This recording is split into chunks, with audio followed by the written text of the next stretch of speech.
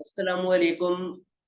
Zoology और botany के कुछ क्वेश्चन आंसर हैं आपकी बुक में चैप्टर 2 सपोर्ट एंड मूवमेंट के, और आज हम उन्हीं को डिस्कस करने जा रहे हैं। इसी के साथ साथ मैं हूं तला सलीम और मैं बात कर रहा हूं बी ट्यूशन से। लेक्चर की तरफ हम चलते हैं और second year biology chapter 2 support and movement और इसके बुक के क्वेश्चन आंसर आज हम देखेंगे। तो ये कंबाइंड जूलॉजी और बॉटनी दोनों के हैं। तो आपकी बुक के अंदर वैसे तीन मेजर क्वेश्चन है। एक तो ये कि शॉर्ट आंसर्स हैं, डेफिनेशंस, और इसके अलावा डिस्क्रिप्टिव भी हैं, और इसके अलावा साथ साथ डिफरेंस भी हैं। तो आज हम सारी चीज़ों को डिस्कस करेंगे। सबसे पहले चलते हैं शॉर्ट आंसर्स की तरफ। तो सबसे पहले क्वेश्चन है, why does wilting of leaves takes place in hot summer days. Wilting क्या है कि विल्टिंग आप रिमेंबर करेंगे, विल्टिंग वो प्रोसेस होता है जिसमें पत्ते जो होते हैं वो मुरझा जाते हैं क्योंकि वाटर लॉस कर देते हैं वो। तो यही कंडीशन है कि हॉट सम या जब टेम्परेचर ज्यादा होगा तो उस कंडीशन में ट्रांसपिरेशन ज्यादा होता है, तो उस वजह से क्या होता है कि जैसे ही वाटर लॉस होगा तो उस वजह से विल्टिंग ज्यादा होता है समर की कंडीशन में। क्वेश्चन 2 है, how does the expose tissue of cortex becomes protected when primary epidermis falls off in stem. तो इस कंडीशन में क्या है कि अगर यानी किस तरह कॉर्टेक्स के सेल जो होते हैं वो, क्योंकि खतरा ये होता है कि कॉर्टेक्स वाले सेल्स जो होते हैं वो पैथोजेंस वगैरह से एक्सपोज हो जाते हैं, जिसकी वजह से क्या करते हैं कि कॉर्क कैम्बियम अपना डायमीटर बढ़ाती है और उसकी वजह से कॉर्टेक्स महफूज रहता है अगर प्राइमरी एपिडर्मिस गिरे भी। Question 3 is how girth of the stem increases from year to year. girth basically वही है कि डायमीटर। तो लेटरल जो मेरिस्टेम से वो आपको पता होगा डिवाइड हो रही होती है, और सेकेंडरी ग्रोथ के कंडीशन के अंदर ये जो स्टेम की का डायमीटर है, ये स्टेम जो होती है वो चौड़ी होना शुरू हो जाती है। तो इस वजह से बिकॉज लेटरल मेरिस्टेम्स जो होते हैं वो डिवाइड होना शुरू होते हैं, ये सेल से ये जो डिवाइड और रीडिवाइड हो जाते हैं, जिसकी वजह से क्या होता है कि वो आहिस्ता आहिस्ता डायमीटर इंक्रीज होता रहता है साल के साल। Question 4 is how young stem gives mechanical support to the plant body. तो यंग स्टेम में जो सपोर्टेशन सबसे ज्यादा दे रहे होते हैं वो कॉलिन कायमा दे रहे हैं। कॉलिन कायमा की थिक वॉल्स होती है, उनका काम ये होता है कि ये मैकेनिकल सपोर्ट देते हैं यंग स्टेम को। Question 5 is why leaves of touch me not close down touching. अच्छा, रीजन है ये। तो टच मी नॉट कौन सा है कि छुई मुई जिसे कहते हैं उर्दू में, या माइमोसिया ब्यूटिका। तो ये वो लीव्स जो होते हैं जब आप उनको टच करते हैं तो ये बंद क्यों हो जाते हैं। तो उसकी वजह ये होती है कि जैसे आप टच करते हैं तो कुछ केमिकल चेंजेस आते हैं, जिसकी वजह से क्या होता है कि वो लीव्स जो होते हैं वो अपना टारगेट प्रेशर लॉस कर देता है। टारगेट प्रेशर क्या था कि वो प्रेशर जो इंटरनल होता है सेल के, जिसकी वजह से क्या होता है कि सेल मेम्ब्रेन पुश हो जाती है सेल वॉल की तरफ। Question 6 is right 5 functions of skeleton, how does a muscle become fatigued. तो 5 फंक्शन क्या है। एक तो ये कि आपके जो स्केलेटन होता है वो इंटरनल बॉडी, आपके इंटरनल ऑर्गन्स को प्रोटेक्ट कर रहा है या इंटरनल बॉडी को। उसके अलावा साथ साथ आप बॉडी को फ्रेमवर्क दे रहा है, हेल्प कर रहा है लोकोमोशन में। जो बोन मैरो के सेल्स होते हैं वो आरबीसीज बना रहे हैं, एब्जॉर्प्शन भी कर रहे होते हैं कैल्शियम वगैरह वाइटामिन की। आपकी बॉडी को मैकेनिकल सपोर्ट दे रहे हैं। और मैं मसल फटीग की बात करूं तो मसल फटीग इस वजह से होता है कि मसल फटीग वही है कि आपके मसल्स थक जाते हैं, दर्द करना शुरू हो जाता है।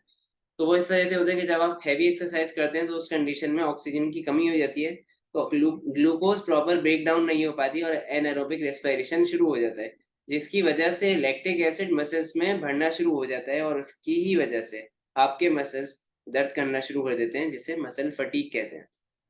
अब क्वेश्चन 7 है कि where does a muscle receive the energy from contract.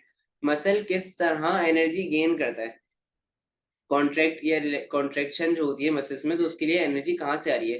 तो सबसे पहले आप फूड इनटेक कर रहे हैं, और फूड इनटेक होके वो ग्लूकोज और ग्लाइकोजन में कन्वर्ट हो रहा है। ग्लाइकोजन फिर जाता है मसल्स में, वहां पर वो कन्वर्ट होता है क्रेटिन फॉस्फेट में, जिसे फिर कन्वर्ट कर दिया जाता है एटीपी यानी energy currency of the cell में। ये एटीपी जो है मसल्स में स्टोर होता है, और फिर ये जब जब मसल्स कॉन्ट्रैक्ट कर रहे होते हैं तो ये एटीपी मसल्स को प्रोवाइड कर दिया जाता है ताकि मसल्स कॉन्ट्रैक्ट हो सके। अब पार्ट जो बी है बुक के क्वेश्चन आंसर का, वो है डिफाइन डेफिनेशन का। तो पहली डेफिनेशन है स्टिमुलस की। स्टिमुलस कहते हैं कोई भी एक्सटर्नल एजेंट या एनवायरमेंटल चेंज जिसकी वजह से कोई भी किसी भी जानदार की हरकत हो या कोई भी वो अपना काम अंजाम दे, वो स्टिमुलस है। जैसे कि मैं बात करता हूँ कि प्लांट्स की, तो आप लाइट की वजह से प्लांट्स मूवमेंट शो करते हैं, या तो लाइट की तरफ या फिर ये कि लाइट से दूर। सॉरी। क्वेश्चन 2 डेफिनेशन 2 है कि टर्गर प्रेशर।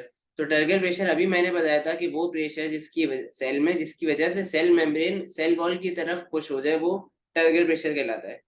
फिर कैम्बियम है। कैम्बियम क्या होती है कि कैम्बियम कहते हैं कि एक अनडिफरेंशिएटेड सेल्स की लेयर होती है, जब प्लांट ग्रो कर रहे होते हैं उसके लिए चाहिए होती है, जिसमें क्या होता है, आपने देखा होगा कि एक लेयर होती है सेंटर पे, वेस्कुलर कैम्बियम या कॉर्क कैम्बियम। वो क्या है कि उसमें एक अनडिफरेंशिएटेड सेल्स मौजूद है, ताकि वो फिर वो वक्त के साथ साथ प्लांट की ग्रोथ के साथ साथ उनमें डिवीजन होती रहती है।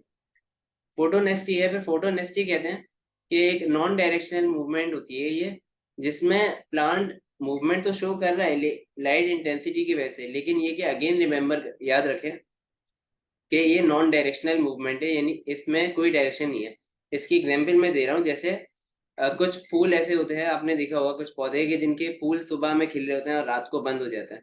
तो अब आप देखें उसमें ऐसा नहीं है कि वो फूल किसी के लाइट की तरफ जाते हुए खुलेंगे या बंद होंगे, बल्कि वो लाइट की ड्यूरेशन यानी लाइट की इंटेंसिटी पर डिपेंड कर रहे होते हैं। डेफिनेशन 6 है लेंटिकल्स। लेंटिकल्स क्या होते हैं कि जो बार्क होती है या दरख्त की छाल होती है, आपने देखा होगा कि वो फटी हुई होती है। बेसिकली उन जो हिस्से होते हैं उनके अंदर कुछ पोरस टिश्यूज मौजूद होते हैं और उनके बीच में स्पेसेस होती हैं, इंटर सेलुलर स्पेसेस इन सेल में, जिसकी वजह से क्या होता है कि वो गैसियस एक्सचेंज में मदद करवाते हैं, यानी प्लांट से गैसेस निकल जाती हैं उनकी वजह से। और साथ साथ ये कि एक प्रोसेस भी होता है जिसे कहते हैं लेंटिक्यूलर ट्रांसपेरेशन। ट्रांसपेरेशन क्या था कि जिसमें वाटर वेपर्स की सूरत में निकलता है।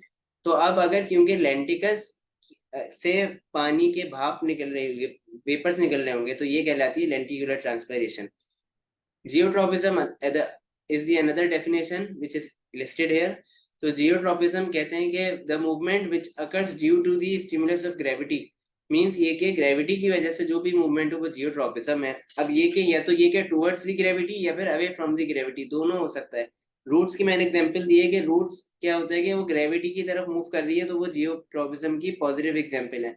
शूट्स जो होती हैं वो away from the gravity, therefore they are the example of negative geotropism.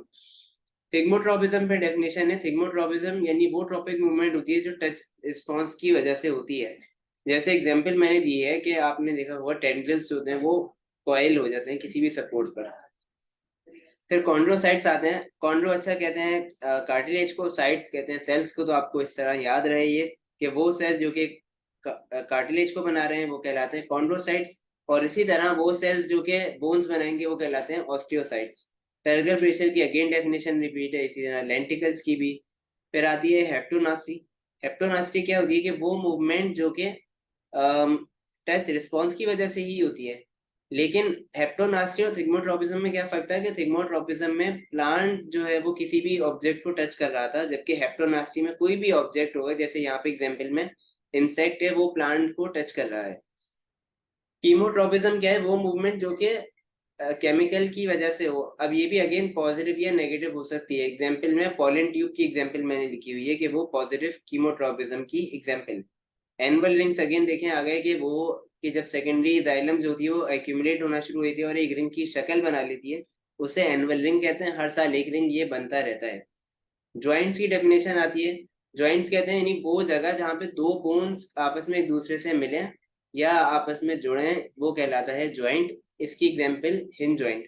Osteocytes अभी मैंने डिफाइन किया था। ऑस्टियो कहते हैं बोन्स को, साइट्स कहते हैं सेल्स को। वो सेल्स जो बोन्स को बना रहे हैं they are called osteocytes. Hydrostatic skeleton आते हैं। हाइड्रोस्टैटिक स्केलेटन कहते हैं वो स्केलेटन जिसमें यानी ये इन्वर्टिब्रेट्स में होता है, सॉफ्ट बॉडी। इनमें क्या होता है कि इनकी बॉडी में क्योंकि फ्लूइड मौजूद है, यानी कोई ऐसा हार्ड पार्ट मौजूद नहीं है, तो इनकी बॉडी में जो भी फ्लूइड है वो काम कर रहा होता है एज स्केलेटन के तौर पे, और वो रिजिडिटी या सपोर्ट दे रहा होता है। साथ ही जैसे अर्थवर्म की एग्जांपल में जब उसे मूवमेंट देनी है, यानी वो हाइड्रोस्टैटिक स्केलेटन रखता है, तो जब उसे मूव करना होगा तो साथ साथ हाइड्रोस्टैटिक स्केलेटन के कुछ मसल्स जैसे लॉन्गिट्यूडनल और सर्कुलर मसल्स भी साथ साथ काम करते हैं, ताकि अर्थवर्म एक जगह से दूसरी जगह लोकोमोट कर सके। टेटनी क्या है कि टेटनी एक नॉर्मल मसल कॉन्ट्रेक्शन होती है। अचानक आपके हाथ हिलना शुरू हो जाते हैं, सडन ट्विचिंग। तो ये इस वजह से होता है कि आपके ब्लड में जब कैल्शियम का लेवल कम हो। क्वेश्चन अब जो थर्ड पार्ट है वो है डिस्टिंग्विश यानी डिफरेंस का। तो डिफरेंस जो है वो आपकी बॉडी यहाँ पे बुक में लिखे हुए हैं। वेस्कुलर कैम्बियम, कॉर्क कैम्बियम, ये मैंने बॉटनी पास पेपर्स में एक्सप्लेन किया था। इसी तरह हार्टवुड, सैपवुड भी। टेंडन लाइगामेंट्स, भी एक्सप्लेन, ये सारी मैं वो हैं डिफरेंस जो मैं एक्सप्लेन कर चुका हूँ लेक्चर्स में और पास्ट पेपर्स में। तो आप और इन सब के जो है सॉल्यूशंस भी वो वहाँ पर मौजूद हैं। तो आप हमारी वेबसाइट पर जाएं vtuitions.com और वहाँ से एक्सेस कर लें by just signing up, and then you can download your lecture, any lecture you want or any presentation you want, so you can prepare easily for your exams. So अगर आपको कोई भी question हो या कोई भी क्वेरी है तो आप मुझसे पूछ सकते हैं व्हाट्सएप कम्युनिटी पर। इसके अलावा हम मिलते हैं फिर इंशाल्लाह नेक्स्ट चैप्टर में। तो फिल वक्त के लिए मुझे दीजिए इजाज़त, अपना बहुत ख्याल रखें, अल्लाह हाफिज़।